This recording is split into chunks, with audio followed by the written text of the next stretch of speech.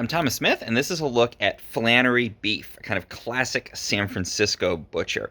So Flannery beef actually was founded in 1963. They were originally in San Francisco, and now they are up in San Rafael, so still very much a Bay Area company.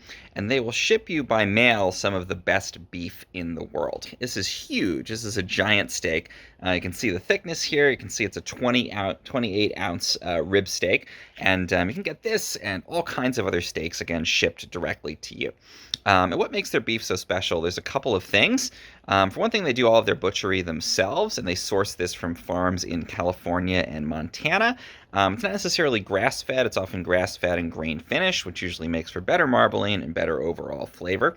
But what makes it really unique is the fact that they use Holstein cows. And that's sort of your classic black and white spotted cow. If a kid draws a cow, that's probably what they're thinking of. And usually these are dairy cows, and the males are actually used for veal production, so they're usually not raised to maturity. However, the beef they're sourcing is actually from Holsteins that are males raised to maturity, and it makes for a really different, really strong beef flavor, and one that you don't normally get in sort of the mass market beef that you would find out there. The other thing that they do is they dry age their beef, and that produces a much stronger and more powerful flavor, and just makes these cook up really beautifully. So today we're going to demonstrate cooking this Flannery steak, and I'll show you how I do it. So the steak comes packaged in this vacuum bag. It'll keep for a few days in the fridge. They do come fresh, which is awesome, but you can freeze them really easily. So we're going to cook this in the pan and finish it in the oven.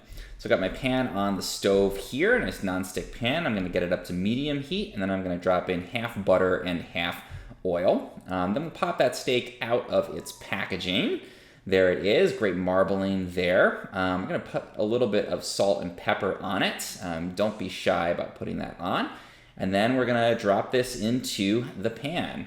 We're going to do 8 minutes on one side, then we're going to go ahead and flip it over, and we're going to do an additional 4 minutes on the other side. You can see we get this really beautiful kind of char on there.